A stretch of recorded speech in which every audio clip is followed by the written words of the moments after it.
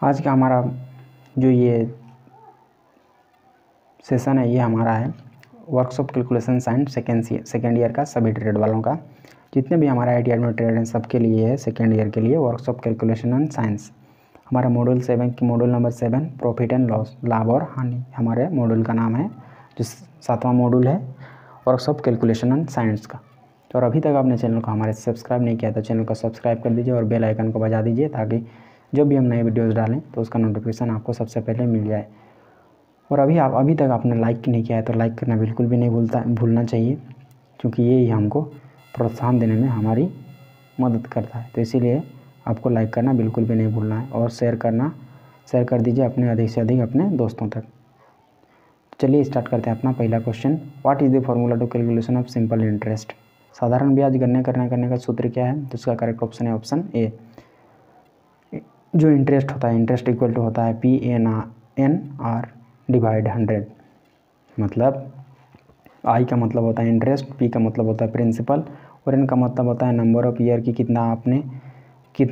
कितना साल के लिए हमने ये जो हमको ये कितना साल तक हमारा प्रिंसिपल रहा और तब जाके हमारा इंटरेस्ट आया। तो वही एन है कि साल को ये दर्शाता है, ईयर को दर्शाता है। और रेट का मतलब होता है और आर का मतलब होता है रेट का मतलब दर होता है, हम जानते ही हैं। तो इसका करेक्ट ऑप्शन है ऑप्शन ए। उसके बाद question number 2, what is the formula of for compound interest it compounded annually? चक्रवृद्धि ब्याज के लिए फॉर्मूला क्या है? अगर चक्रवृद्धि ब्याज सालाना मिल रहा है तो इसका करेक्ट ऑप्शन है option C, P principal bracket 1 plus R divide 100 bracket close to the power n और compound interest equal to amount minus principal, option number C. Next question हमारा है question number 3, what is the formula to find loss? हानि प्रतिशत निकालने का सूत्र क्या है? तो इसका करेक्ट ऑप्शन है ऑप्शन डी, लॉस गुना 100 बाई क्रय मूल्य। CP का मतलब होता है कॉस्ट प्राइस, बोले तो क्रय मूल्य। लॉस का मतलब जितना घाटा हुआ है और CP का मतलब क्रय मूल्य, जिस मूल्य में आपने खरीदा था, ऑप्शन डी। उसके बाद है हमारा question number 4, what is the cost price? CP मतलब cost price, formula if there is a profit, लाभ होने पर लागत मूल्य बोले तो कॉस्ट प्राइस, सूत्र क्या है? तो इसका करेक्ट ऑप्शन है option B, 100 divide 100 plus profit into SP, इसका करेक्ट ऑप्शन है ऑप्शन बी। नेक्स्ट क्वेश्चन हम देखते हैं क्या है, what is the profit amount if a iPhone cost price is 50,000 and selling price is 70,000। तो हमारा जो प्रॉफिट है वो कितना है? तो प्रॉफिट अमाउंट हो गया हमारा 20,000। कितना थाउजेंड? 20,000, ऑप्शन नंबर सी। 50,000 में हमने आगे iPhone ख़रीदा और उसको 70,000 में बेच दिया, तो हमारा फ़ायदा कितना हुआ? हमारा फ़ायदा हो गया 70%, हमारा फ़ायदा हो गया हमारा 20,000। कितना फ़ायदा हो गया? 20,000। उसके बाद हम देखते हैं question number 6, what is the selling price if the profit is 5% for a computer table bought of RS 1150 with RS 50 as transport charge. यदि परिवहन शुल्क के रूप में 50 रुपये के साथ 1150 रुपये में खरीदी गई कंप्यूटर टेबल के लिए लाभ 5% है, तो विक्रय मूल्य क्या होगा? तो हमको कंप्यूटर को जो हमने कंप्यूटर लाया उसके लिए हमको दाम, जो कंप्यूटर टेबल है वो हमने ख़रीदा, कितना में ख़रीदा? 1150 रुपया में। और उसके बाद हमको और 50 रुपया एक्स्ट्रा लग गया, मतलब ट्रांसपोर्ट चार्ज उसको ले जाने का हमको ले गया। तो हमारा हो गया टोटल हो गया 1200 का 5%, 1200 में जितना 1200 रुपया हमारा टोटल हमारा पास लगा। और 5% रखने के बाद जो हमारा पैसा बचता है तो वो बनता है, तो वो कितना होता है? 1260 रुपया। कितना? 1260 रुपया। मतलब 60 रुपया हमको 60 रुपया जब ज़्यादा बेचेंगे तब जाके हमको 5% का प्रॉफिट होगा, बोले तो फ़ायदा होगा।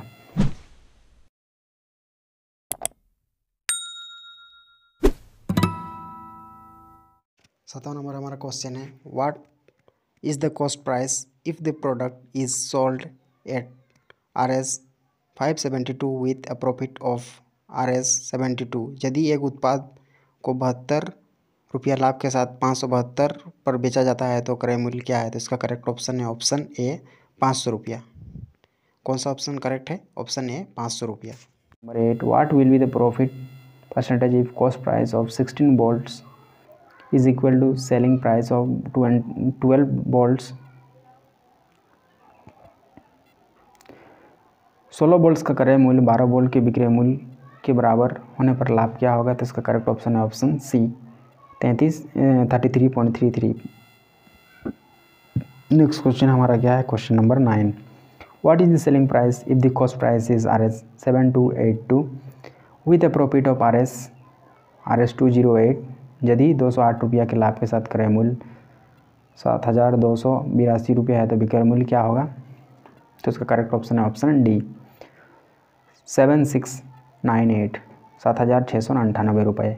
नेक्स्ट क्वेश्चन हमारा क्या है? Question number 10, what is the interest in earned if the principal is Rs 12,000 becomes an amount of Rs 15,600। अर्जित ब्याज क्या है? यदि मूलधन 1000 रुपया है तो जो रुपया 15,600 रुपये की राशि के बराबर हो जाता है तो इसका करेक्ट ऑप्शन है ऑप्शन बी 3600 हमारा ब्याज हो जाएगा, हमारा इंटरेस्ट होगा जो हमने कमाया होगा। उसके बाद है question number 11, what is the principal amount deposited if the maturity proceeds to an amount of 25,000 and interest earn Rs 6,000।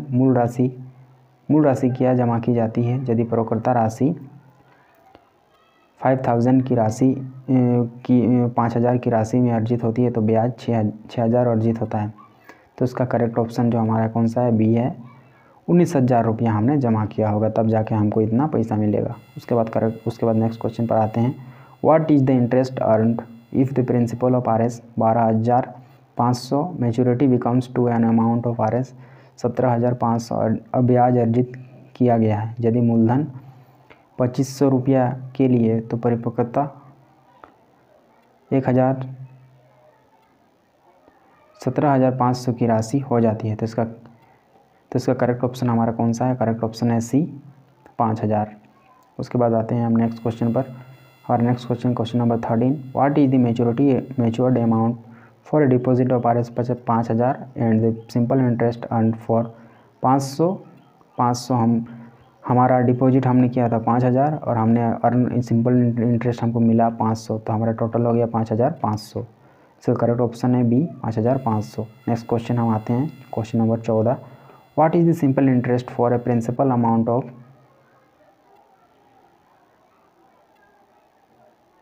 10% per annum for 1 year period. 1 वर्ष की अवधि के लिए 10% प्रतिवर्ष की मूल राशि के लिए साधारण ब्याज क्या होगा?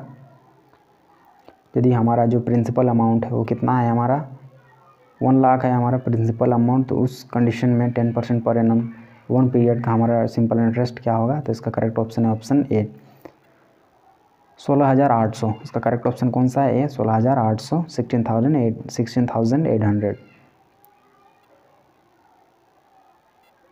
उसके बाद आते हैं हमारे नेक्स्ट क्वेश्चन पर। Question number 15, what is the compounded amount if principal of Rs 30,000 and interest earned at 7% per annum is Rs 4,347। चक्रवृद्धि राशि क्या है? यदि 30,000 का मूलधन और प्रतिवर्ष 7% की दर से अर्जित ब्याज जो है हमारा है 4,347 रुपये है। तो इसका करेक्ट ऑप्शन है ऑप्शन डी 34,347 रुपये, ऑप्शन डी।